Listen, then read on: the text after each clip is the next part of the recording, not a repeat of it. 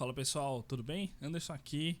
Bom, mais um Macro Talks aqui com vocês. Muito boa noite, muito obrigado pela participação de todo mundo, pela atenção, né? Final de semana, mas é para isso que a gente está aqui, para a gente se preparar para a semana que vem. Tirar aquele tempinho ali do dia para colocar a cabeça no mercado, tentar entender como é que a gente pode observar os movimentos que aconteceram e que podem acontecer na próxima semana e ir o mais bem preparado possível, né?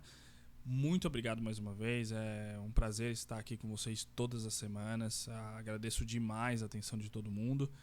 E seja via Active Trade, seja via TV ou seja direto, né? Seja via o meu canal no Telegram lá para vocês. Então é isso, ó. Um abraço para vocês aí, pra gente ir com tudo nesse Macro Talks aqui, né? Vocês têm de estar um pouquinho preparados aí, tem bastante coisa pra gente discutir e eu quero que vocês estejam bem, tá? Bom, é isso, material extra aqui da semana pra vocês, tá aqui, ó. Só fazer o download, tem o código aqui que vocês podem escanear e o link direto, ok? Pessoal, é isso, só fazer o download, coloquei lá calendário da semana, podcast, coloquei outro calendário global com todos os eventos, os principais. Naquela agenda macro que eu coloquei, só estão os principais eventos lá. Não significa que todos vão fazer preço, mas todos os eventos mais importantes estão lá. Obviamente aqui no Macro Talks eu não vou falar sobre todos eles, mas está lá a agenda completíssima para vocês. E também a agenda de earnings, a agenda de balanço das empresas americanas, que é o grande foco da atenção do mercado nas próximas semanas. Então a gente tem mais 3, 4 semanas aí em que o mercado vai ficar realmente olhando, né, se preparando aí para assistir, né, as conference calls das empresas, para entender o guidance, para entender como é que foi o balanço trimestral de cada empresa. E aí, para nós, o que importa, né, depende do como você olha esse mercado aqui, e é importante eu falar isso, porque você pode operar single stock e olhar para o balanço e operar isso. Tem muita operação que ao longo do tempo você pode criar em cima dos balanços, né? E aí tem aqueles traders que, como eu, que operam os índices, né? Então, vocês aí tem essa agenda completa, tem lá o peso, inclusive, do S&P, do S&P, do Dow Jones, do Nasdaq, de cada empresa. Vocês podem procurar também. É um exercício que vale muito a pena, né? Então, você tem grandes empresas aí divulgando balanços nas próximas semanas. Aí você tem os setores mais importantes, setor de tecnologia, o setor de energia, o setor de principalmente tecnologia, eu diria, né? A gente tem AI, esse grande tema de AI, a gente tem energia com agora commodity indo para cima, principalmente petróleo, então as empresas de energia são foco também. As empresas de tech, obviamente, têm um peso muito relevante no S&P 500, no Nasdaq principalmente. Aí você tem o Dow Jones com as empresas, os bancos, por exemplo, compõem um grande componente ali do Dow Jones. Então é isso, né? Então tá lá para vocês. Se preparem aí para a semana. Eu não vou entrar em N detalhes aqui dos balanços, tá? Só para deixar a cabeça de vocês nesse setup aí, porque o mercado está olhando para isso nas próximas 3 semanas. Assim, tem um grande pacote de empresas, tanto americanas quanto europeias, divulgando balanço. Depois vem a do Brasil também, né? Então, em termos de bolsa, é isso que a gente tem, tá? Tem uma grande correlação, tem alguns componentes aí que vocês devem prestar atenção, tá? Pessoal, tô olhando aqui para ver se o feedback do vídeo tá ok, né? Porque se de repente cai, né? Então, desculpa, eu tô olhando aqui pra cá pra ver o feedback, tá? Deixa eu até ajustar um pouquinho rapidinho aqui o vídeo, só pra eu não ficar olhando muito alto aqui, tá? Ó, material extra, sempre compartilho com vocês. Curso gratuito do Banco Central, glossário macro. Canal da Trader TV tem o material do Kevin, ele faz o Macro Insights. Nas próximas 3 semanas aí a gente vai organizar tudo. A gente tem o Macro Insights, a gente vai ter um outro programinha aí para sair também. E o curso também do Kevin, ele fez um curso rapidinho lá, Introdução ao Mercado Global. Vocês vão ter acesso a isso de forma direta. Lá na comunidade da Trader TV, do SST, o GAT, né, que eles chamam, vocês já conseguem ter acesso ao curso do Kevin por lá, tá bom? Então tá aqui, Macro Talks, tá aí. o curso gratuito, o Glossário Macro, está aqui também.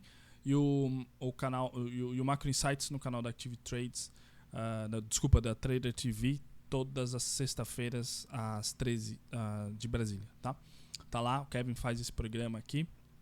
E é isso, para vocês, só para lembrar, daqui 3 semanas ali, 4 no máximo, eu espero ter o formato ideal de conteúdo novo para vocês. Obviamente, eu sempre tento fazer assim, né? Eu nunca vou com a coisa, eu sempre preparo ela, bate se faz sentido para passar isso de uma forma mais organizada, mais direta possível para todos vocês. Então leva um tempo, pelo menos é assim que eu gosto de fazer as coisas, né? Leva um tempo, a gente testa, vê se funciona. E aí quando tiver legal, aí vocês já recebem esse conteúdo da forma que ele deve ser, tá bom? Ó, vamos lá então para a agenda aqui, pessoal, rapidinho.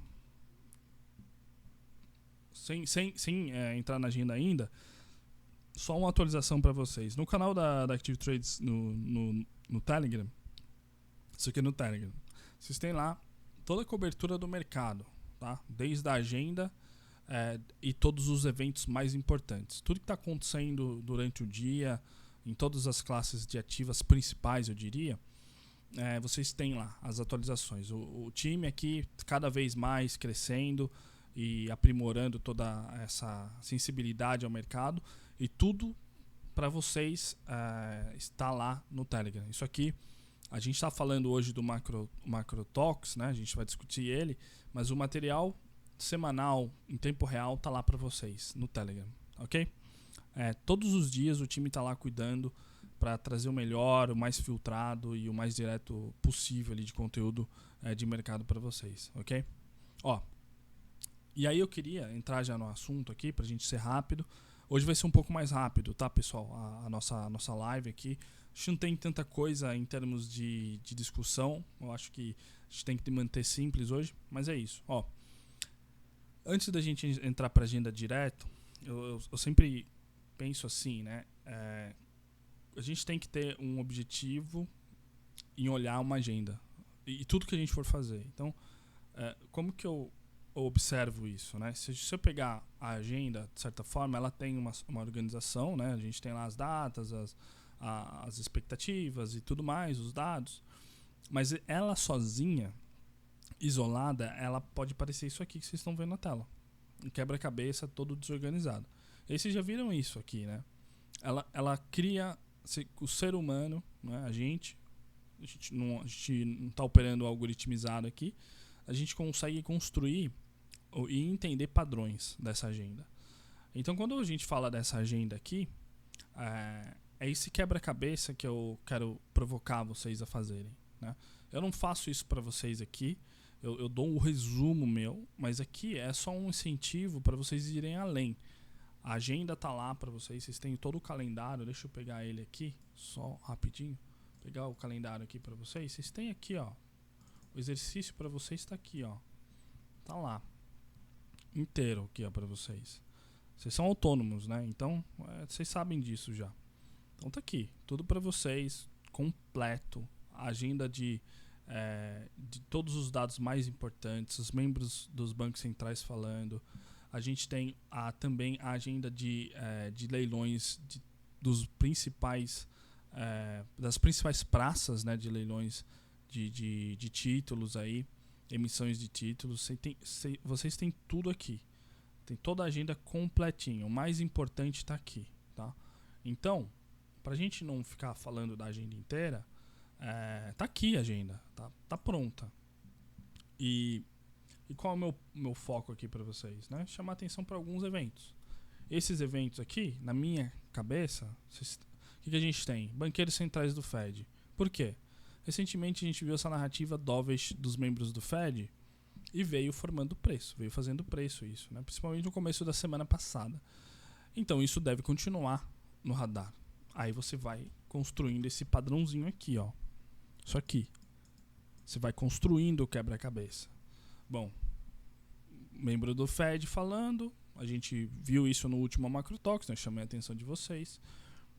E aí a gente teve um outro evento que tá ligado, que eu não coloquei na agenda aqui, eu não coloquei aqui na minha apresentação, mas lá no calendário tem, que é os leilões do Tesouro Americano, e a gente viu também os leilões do BOJ. Então a gente tem os leilões das principais praças aí, Estados Unidos, Japão, e até um pouquinho de Europa, mas eu acho que pouca gente acompanha a Europa aqui.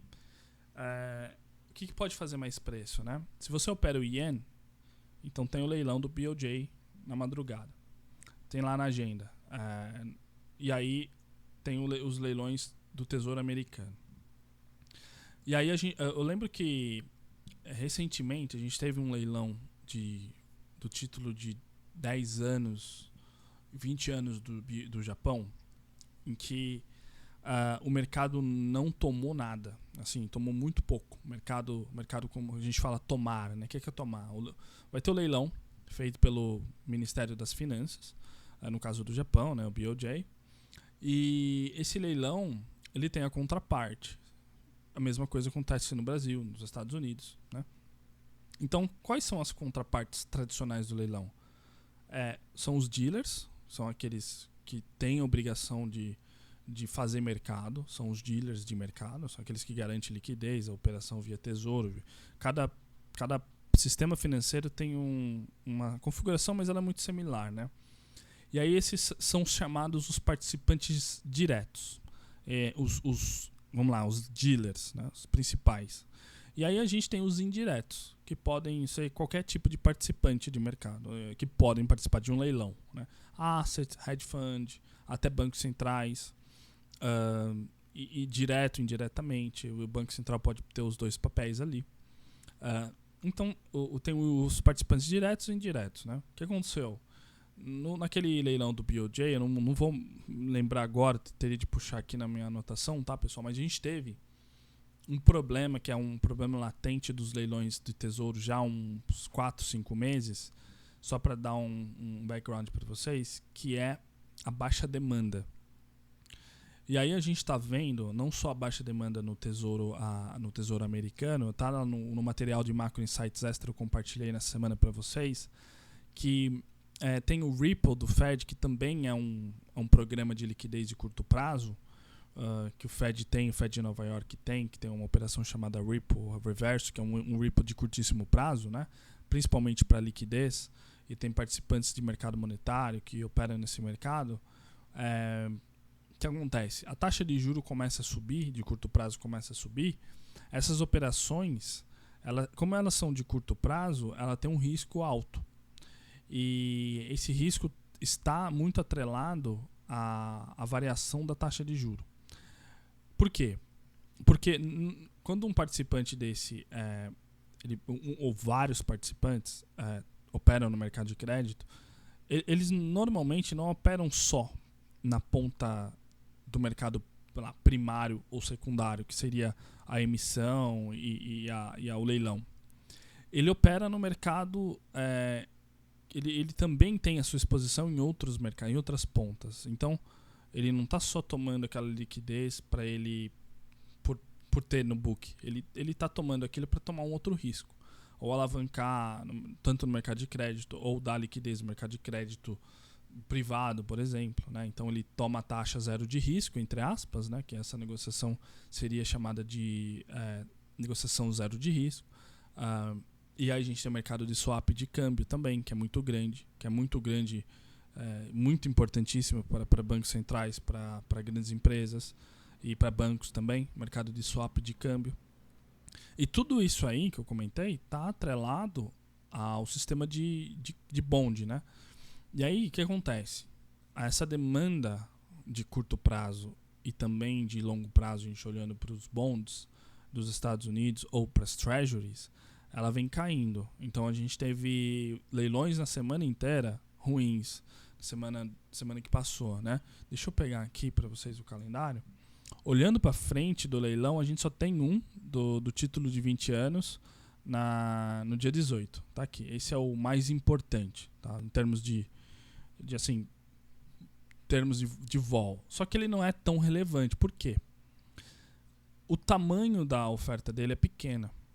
A gente tem uma oferta de 13 bi, se eu não me engano, para esse leilão aqui.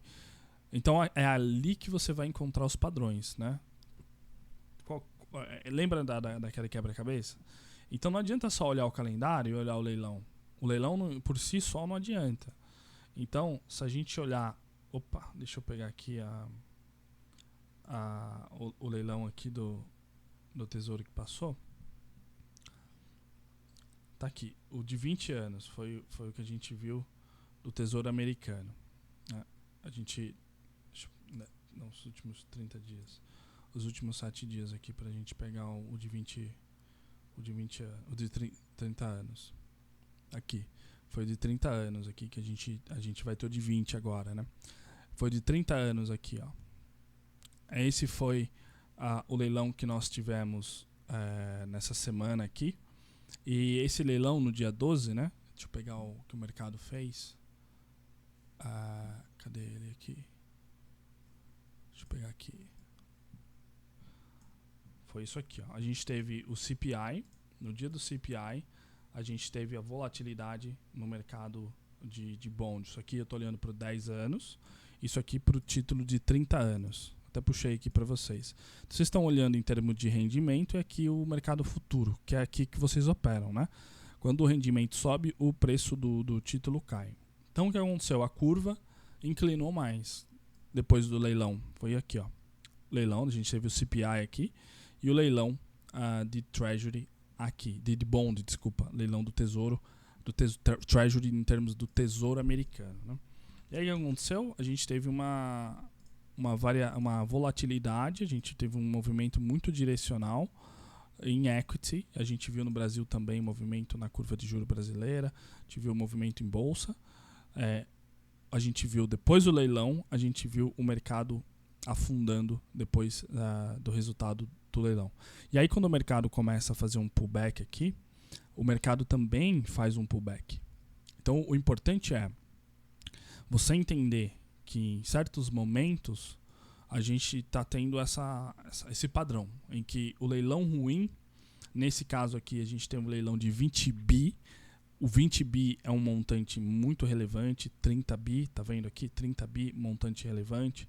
Acima de 10 é interessante. 13 é ok, mas acima de 15 fica muito interessante. 20 bi é um montante muito interessante, principalmente para esses títulos de mais longo prazo. 20 anos, 30 anos, 10 anos. Então, não é padrão aqui. Aqui você tem que entender o seguinte, tá, pessoal? Nessa questão do leilão aqui. Porque tem muita gente falando um monte de coisa aí que não está casando, né? Quem participa do leilão, primeiramente, são os dealers. E segundo, os participantes, qualquer um de mercado. Pessoa física não. Mas indiretamente elas podem participar, mas não tem nada de relevante. Os assets, hedge funds, bancos centrais externos, né? E qual que é o ponto, né? É a questão da demanda. A demanda desses títulos aqui, isso por natureza, né? A gente está vendo uma demanda muito baixa por título. E isso vem causando uma grande pressão no mercado inteiro de crédito. Por isso que a taxa de juros está subindo, né? Se você pegar a Treasury de 10 anos, os títulos de 20 também, os bonds de 20 ou 30 anos dos Estados Unidos, como a gente puxou aqui, a gente está vendo isso. O mercado está a curva inclinando devido a essa falta de demanda, né? O aumento da demanda por título, ele faz com que o preço caia, né? Mas isso tem muito a ver com a dinâmica, sazonalidade de fim de ano, tem a ver com a redução aí do balanço do Fed, que a gente discutiu isso recentemente, e também tem a ver com a questão de composição de portfólio de grandes participantes, como bancos centrais, que vem mudando a composição de portfólio, e também asset, hedge funds e outros participantes que precisam balancear o que a gente chama de duration da carteira. O que é isso? É o prazo, né? O prazo médio ali do título que ele tem. Quanto mais longo é o duration, mais a exposição a risco ele tem. Então, existe uma sensibilidade, quanto maior essa duration, né, na carteira de um participante, maior a sensibilidade à volatilidade de mercado. Então, se a gente vê um Treasury subindo, o Treasury de 10 anos para cima, subindo rápido, esses participantes, eles têm uma grande fragilidade no seu balanço, principalmente bancos. Se eles alongam duration por N motivos, né, por dar crédito para a pessoa física, para a empresa, para qualquer tipo de operação que eles estão fazendo, isso, conforme a taxa sobe rápido e muito alta, acaba que isso vira um buraco no balanço desses bancos. Acaba virando, entre aspas, aí um prejuízo, né? Porque eles são a contraparte desse título, dessa crédito, né? Vamos chamar assim, desse título de crédito que ele está operando no mercado, que pode ser mercado privado, mercado do título público também. Então, não querendo entrar em N detalhes aqui do mercado de crédito, mas o ponto é, a sensibilidade à taxa de juro é alta para todo mundo, hoje é o que a gente está vendo, e isso está vem mexendo com os leilões. Então não tem uma demanda, não existe aquela demanda pelos títulos, tanto no Brasil, quanto no Japão, quanto nos Estados Unidos, até no Reino Unido. Recentemente a gente teve um movimento muito interessante nos guilds do Reino Unido devido a essa falta de demanda. Agora, qual a lição de casa para vocês? Vocês têm de acompanhar isso até o momento em que isso pare de funcionar. E vocês têm de encontrar o padrão, né, por conta. Qual é o padrão que vocês devem encontrar? Vocês podem operar isso. Não dá para só pensar no proxy, né? Vocês têm de pensar no próprio ativo que vocês estão operando. Então não adianta querer só operar o dólar futuro quando tem leilão de Treasury, por exemplo. Você pode operar, mas o ideal seria você poder operar o Treasury em si, né? Porque você consegue operar. Se você tiver mapeado isso, executado em cima disso, né, mais importante, você pode operar essa variação do Treasury e também você pode operar o pullback. Tá? Bom, dado tudo isso, em termos de leilão, vocês têm uma agenda inteira aí. Falado isso, essa grande volatilidade do mercado de Treasury deve continuar trazendo oportunidades de curto prazo aí nesses leilões. Quanto maior o leilão, maior a vol que a gente pode esperar. Maior a duration dele, ou seja, 10 anos para cima, melhor a oportunidade que a gente pode ter. Tá bom? Mas isso você tem que mapear. Não vai vir de graça não, e nem sempre isso acontece. Tá? Bom, isso em termos de movimento. Tá? Bom, falado tudo isso, pessoal, vocês têm a agenda inteira aí, tem os membros do Fed falando, acho que o foco deve ser os membros do Fed nessa semana. A gente tem o PIB da China, a gente tem Initial Jobless Claims saindo também, a Philly Fed, existe Home Sales, isso aqui é o mercado imobiliário, e principalmente o Powell, né? A gente tem o Powell aqui, os banqueiros do Fed falando nessa quinta, a gente tem a decisão de taxa de juros da China, o mercado espera cortes aqui dessas taxas de long prime rate de 1 ano e 5 anos, é um corte pequeno. Se a China surpreender, pode ser positivo para o mercado em termos de, ok, a China está realmente a fim de trazer mais easing, né, ou flexibilidade política monetária para incentivar o mercado imobiliário e também, às vezes, até a gente viu nessa semana consumo, mercado chinês também, tem bastante isso sendo discutido, né, que a China pode trazer incentivos aí para o mercado de consumo, que é um mercado gigantesco na China, e pesa muito no PIB, né, da China, que tem aqui, a gente vai ter o PIB da China na quarta-feira. E o grande tema, né, é Israel e Hamas. Né? Então esse é o grande tema agora, é o que todo mundo está olhando. Banqueiros centrais na agenda, como eu falei, vendas no varejo dos Estados Unidos, PIB da China, o IBCBR, isso aqui é a prévia do PIB, né, assim que a gente lê no Brasil na quinta-feira. Aqui importantíssimo, né, vencimento de opções no Brasil aqui, eu tenho um índice futuro vencendo também. A gente tem vencimento aqui na quarta-feira, opções sobre o Ibovespa futuro, a gente tem o índice futuro também. E na sexta-feira a gente tem as ações, né, as opções sobre ações vencendo no Brasil e nos Estados Unidos também. E a temporada de balanços, né? E a gente tem a temporada cheia aqui, ó. A gente tem Rio Tinto na segunda-feira, isso aqui pode mexer um pouquinho com a Vale, tá vendo aqui o setor. O setor de banco dos Estados Unidos, a gente tem bastante coisa sendo divulgada. Johnson & Johnson, aqui eu coloquei para vocês, né, o peso no S&P 500, coloquei não, né, já vem assim. Então, market cap de cada empresa, os tickers de cada empresa. Então, como que você lê isso, né? Você tem que ler o EPS principalmente é o EPS que pode mexer com o mercado, por isso que a gente tem nessa agenda aqui. É a questão do beat do EPS, tem revenue também, e o forward guidance também é importante, mas geralmente EPS e revenue são os lead indicators aí para essas empresas. E aí a gente olha o pré-market, geralmente, se for isso divulgado no pré-market americano, você olha como que está operando o ticker, né? Cada ticker disso, e vê como é que, quando sai lá a divulgação do balanço, tem o horário estimado aqui para vocês, no horário do Reino Unido ou Nova York, traduz para o Brasil, e aí vocês olham isso como um indicador macro, né?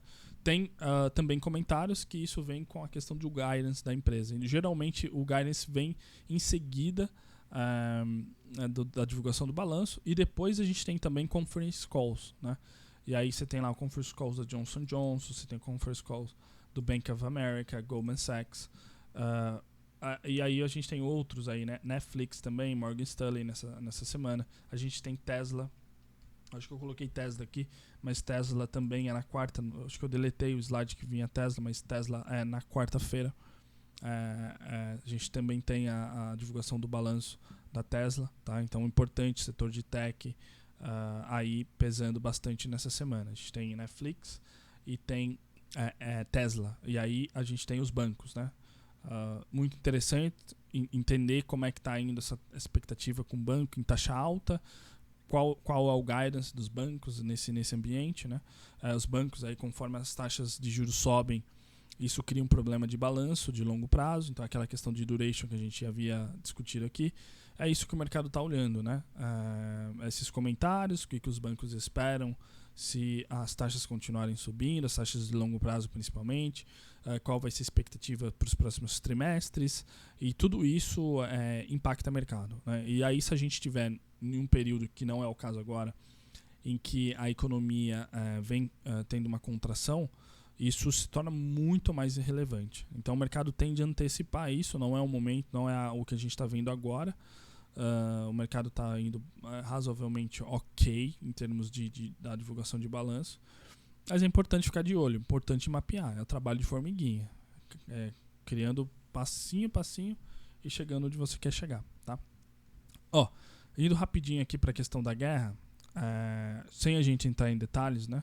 Lembra que a gente havia discutido da negociação de Israel com a Arábia Saudita, que tinha a ver com a questão de incentivo ali para a Arábia Saudita vindo dos Estados Unidos para reconhecer Israel, e aí os Estados Unidos estavam intermediando essa negociação, e o interesse dos Estados Unidos tem a ver com petróleo, né? E também o suporte ali para Israel naquela região. E aí vem um negócio, né? Negócio militar dos Estados Unidos, que daria incentivo para a Arábia Saudita e para Israel. Só que isso realmente é um assunto latente. A gente viu agora essa informação, né? As fontes da Reuters, a gente na realidade viu ontem essa informação, que, bom, o que aconteceu? Possivelmente a Arábia Saudita colocou à parte aí essas conversas, né? Essa guerra escalar, isso realmente pode virar um assunto passado, que não vai acontecer, né? E isso tem toda uma questão geopolítica ali do movimento, mas é o que o mercado está olhando, né? Então, o petróleo subiu muito, né? Subiu muito na sexta-feira. Aí, deixa eu pegar o petróleo aqui. Deixa eu pegar o petróleo rapidinho, só pra gente discutir o rally do petróleo. O petróleo subiu muito na sexta. Então tem esse padrão também, né? De final de semana, existe uma tendência do mercado buscar hedge na sexta-feira, né? E aí isso aí tende a colocar pressão de curto prazo nesses ativos aqui. Então o petróleo na sexta-feira só subiu, né? E aí a questão do Hezbollah também, a questão da invasão, da possível e iminente invasão de Israel a Gaza ali, que deve acontecer entre hoje e amanhã, no máximo aí, segunda, terça-feira, pelo menos é o que a gente está escutando. E aí o petróleo, obviamente, fez esse rally monstro na sexta-feira. E é um padrão. Sempre se a guerra continuar acontecendo, o petróleo é o grande ativo que a gente deve acompanhar aí durante a semana, né?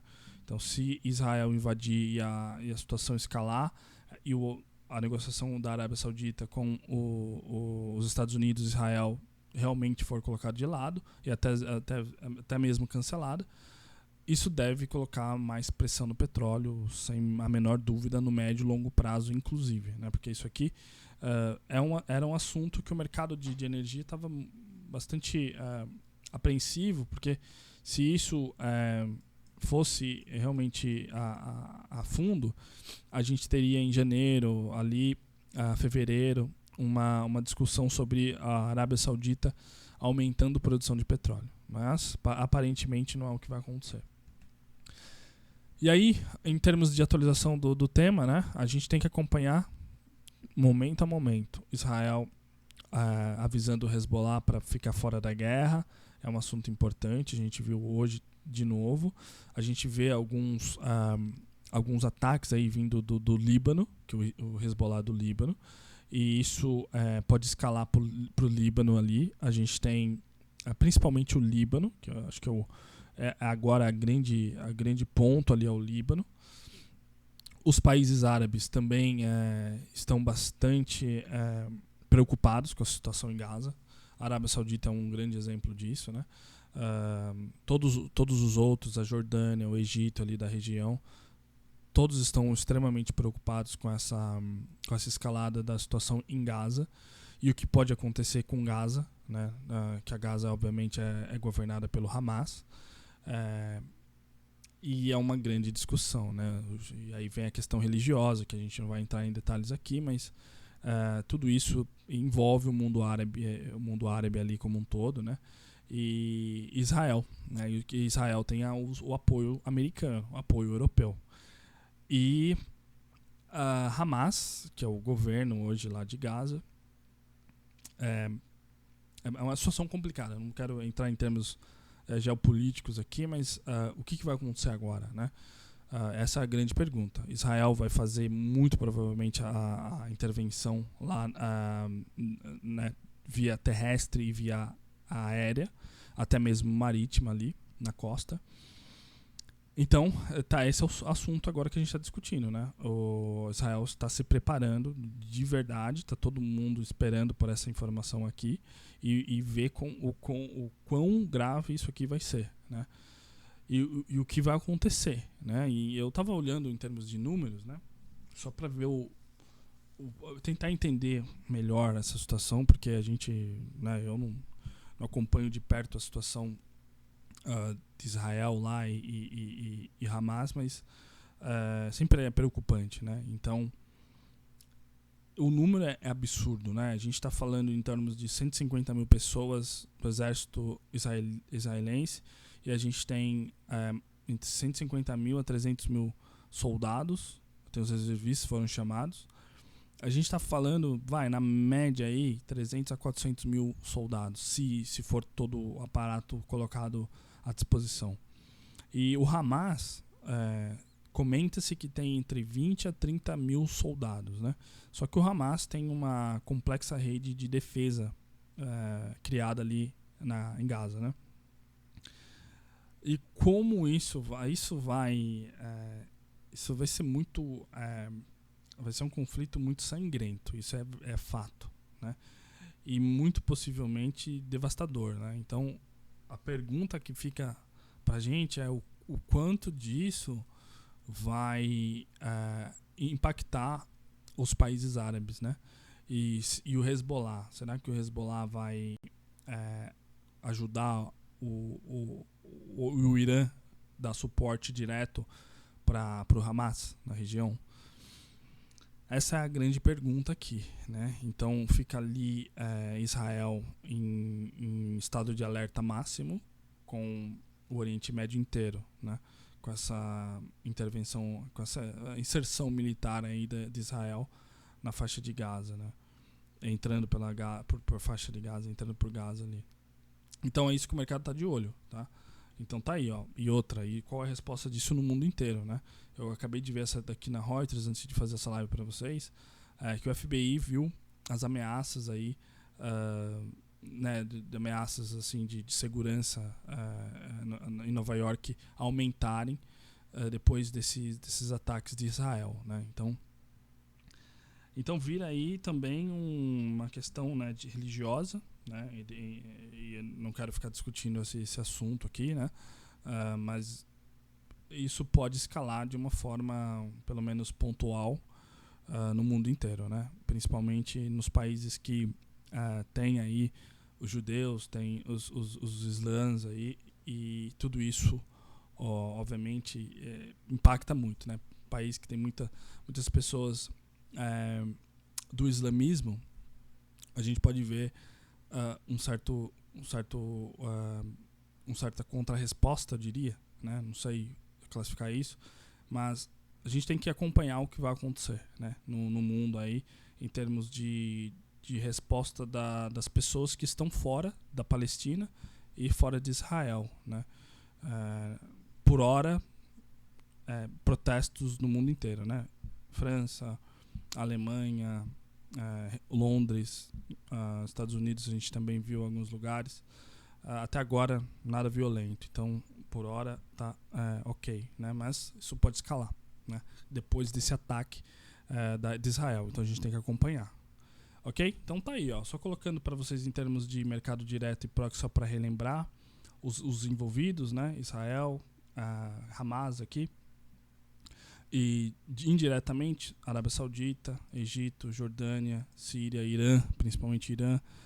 E aí a questão dos produtores de petróleo, né? Porque se o petróleo continuar subindo, a gente pode ver aí alguma outra intervenção por petróleo subir mais, né? Principalmente vindo da Rússia, que tem interesse nisso.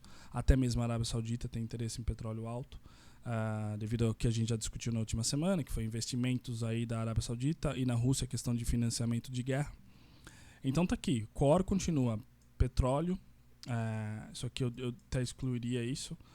Proxy, o que a gente deve olhar? A gente deve olhar o dólar, o yen, o franco, o ouro, os bonds americanos e bolsa, né? Principalmente aqui, eu diria, esse conjunto aqui com WTI. WTI sendo o principal ali. Se escalada, a gente deve continuar vendo o petróleo subindo.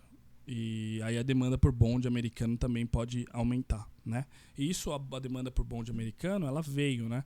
Só pra gente ir rapidinho aqui e discutir isso, a gente viu aqui, ó, olha o gap de baixa que a gente viu na segunda-feira, no domingo, né? O mercado teve feriado, né? Na segunda-feira, aí o mercado abriu na terça-feira ali, a gente teve um dia do mercado à vista não operando, né? Devido a feriado nos Estados Unidos. E aí o que aconteceu? O mercado à vista abriu, a gente viu o mercado de bond, né? O mercado de bond inteiro operando com uma correção, né? E o mercado futuro, obviamente, né? O mercado futuro estava funcionando. Então, você vê, o mercado já abriu com gap de baixa, demanda por ativo de segurança aqui. E isso continuou durante a semana inteira, né? Até chegar quinta-feira, que a gente teve os dados dos Estados Unidos que jogaram aí os juros para cima. Então, a gente teve uma demanda fortíssima por bond aqui, né? Ó, pode ver aqui que ele sobe, né? Então, o mercado comprando e vende quando tem a ver com macroeconomia. Então, a versão a risco é compra de bond, que é isso aqui que vocês estão vendo. E macroeconomia relacionada à Fed, relacionado à inflação, mercado de trabalho, a gente está vendo um efeito funcionando ainda, né? Então a demanda por bond, ela é crescente durante a semana inteira. Então eu diria que os bonds americanos, europeus, são um grande leading aí pra gente durante toda a semana, tá? Se a situação piorar, se a situação continuar deteriorando, né? Então o juro pode cair. É isso que eu quero dizer. O juro cai porque não pela questão de falta de demanda, nesse caso que ela aumenta. Então isso pode mudar até mesmo a questão dos leilões, né? Se a demanda por título aumentar, os leilões devem ter outro comportamento, né? Então a demanda cai num cenário macroeconômico que a gente tem atual, mas sem o assunto geopolítico. Mas ela aumenta com o assunto geopolítico. Então se a situação lá escalar, a gente pode ver um aumento de demanda por bond. E aí os leilões não devem ter tanta volatilidade como a gente viu da última vez. Só para dar um exemplo para vocês, tá? E a questão de criar padrão, tá, pessoal? De encontrar fechar esses componentes aqui. Tudo que a gente está discutindo é da onde vem o ataque, o que aconteceu, escalou a situação, o que pode acontecer além do que a gente está vendo, né? Aí casando esse quebra-cabeça. Não tem aqui a resposta pronta. Mas só para dar o ativo para vocês de novo, tá aqui, ó. O principal é o petróleo. E aí vocês têm os dólares, os treasuries, né? O S&P 500. Aqui, em termos de risk on, risk off, esse é o core que vocês podem olhar. Como vocês sabem, se a situação escala, treasury para cima, né? O juro do treasury cai, a bolsa tende a cair ou ter uma volatilidade limitada, dólar sobe, WTI sobe. Então vocês têm WTI aqui como leading, vocês têm o dólar aqui e vocês têm os bonds e o ouro também, né? O ouro aqui, gold, tá? Que tem um comportamento parecido com os bonds. Aí você pode colocar aqui, né, o franco suíço e o ien também, tá? Tá aqui o trade para vocês. Se piorar, é isso. Se melhorar, também é isso, né? Se melhorar, o que acontece? WTI cai muito, dólar pode cair e os bonds podem cair, a taxa de juros do bond subir. E aí pode voltar a impactar a bolsa, essa alta dos bonds, né? Então tem tudo isso aí no trade para as próximas semanas. É aqui que vocês têm que focar, tá bom? Pessoal, é isso que eu queria revisar com vocês nessa semana. E eu fui bastante rápido hoje. Tenho um compromisso muito importante para vocês aqui, inclusive. Mas eu não vou parar de me preparar. Amanhã é o dia inteiro me preparando para esse evento aqui. Eu quero que vocês façam o mesmo. Eu dei aqui para vocês a questão da ideia de juntar as peças do quebra-cabeça e ir montando o trade ali. E eu sei que é difícil, porque se fosse fácil qualquer um estaria fazendo isso aqui, né? A gente que é maluco e faz isso. Então vocês estão comigo nesse jogo, tá bom? Ó, agradeço demais aí a participação de todo mundo. A gente vai discutir muito mais na próxima semana. Fiquem atentos aí, cuidado com o ruído nesse mercado. Tem muito ruído aí, muita informação que não bate. O foco é aquilo que eu falei para vocês. A invasão de Israel, a entrada militar de Israel em Gaza, como os países árabes em torno daquela região vai responder, principalmente os aliados ao Hamas. Você tem o Líbano, você tem o Irã, e os outros países eles têm uma certa, mesmo sendo árabes, né, eles têm um certo atrito com o Hamas. Então o Egito, a Jordânia, mas isso pode espalhar, né, para as regiões, os grupos aí violentos, os chamam de rebeldes, né, mas a gente classifica como terroristas, podem ficar muito mais violentos aí, e isso acabar impactando Israel diretamente, né, e isso espalhando para a região e até mesmo em alguns focos no mundo aí, Londres, Nova York, França, Alemanha. A gente não tô falando que vai acontecer, mas é ali que é essa direção que a gente tem que ver. Ok, o que está acontecendo? Hezbollah está atacando Israel, o Irã está aumentando a narrativa aí, bélica contra Israel. É isso que a gente tem de ver, tá bom? Pelo menos é isso que eu estou olhando, é isso que eu vou continuar olhando. Não estou falando para vocês olhem isso, né? E de repente vocês estão operando Ibovespa lá, né? O Ibovespa, a correlação de Ibovespa que está baixa com S&P 500, em alguns momentos ela aumenta. Trouxe aqui, né? Então, às vezes o Ibovespa, o S&P 500 sobe, o Ibovespa acompanha. E às vezes o S&P 500 cai, o Ibovespa cai mais forte. E a gente está vendo isso, né? De repente está operando dólar também. A versão a risco lá fora joga o dólar para cima. E aqui tem um dólar brasileiro nesse cenário. Se o juro do Treasury cai, o dólar no Brasil ele vai cair. Ele caiu, na realidade, muito forte nessa semana devido a essa correção aí no juro das Treasuries. Tá aqui, ó. A gente vê uma grande tendência. Assim que o mercado abriu na segunda-feira, tendência de queda. O mercado caiu muito forte, mercado de dólar no Brasil. Até então a gente vê quinta, sexta-feira ali, a versão a risco. Quinta, obviamente, teve feriado no Brasil. Mas a gente viu o uptick antes do feriado e depois do feriado indo pro final de semana, tá? Mas é isso, tá aqui. Você não precisa acompanhar necessariamente toda a narrativa de Israel. Não tô falando que é necessário, tô falando que pra mim é importante, tá bom? Eu queria chamar a atenção pra vocês do que eu tô vendo de importante aqui, que eu acho relevante, ok? Pessoal, muito obrigado e vejo vocês na próxima semana aqui, Macro Talks, 7 da noite de novo. E eu vou fazer ao vivo para vocês da próxima vez. E agradeço demais a participação de todo mundo mais uma vez. Boa semana. Espero que esse conflito, né? A gente só torce, né? Para o melhor, para a civilização aí. Pelo menos é o que eu vejo. Independente da crença, independente de qualquer coisa. É muito triste tudo que está acontecendo lá na região. E sempre aconteceu, né? Mas sendo pragmático, o que vai acontecer parece que pode piorar ainda antes de melhorar, tá? Então a gente vai ficar de olho nisso. Um abraço para vocês e até semana que vem.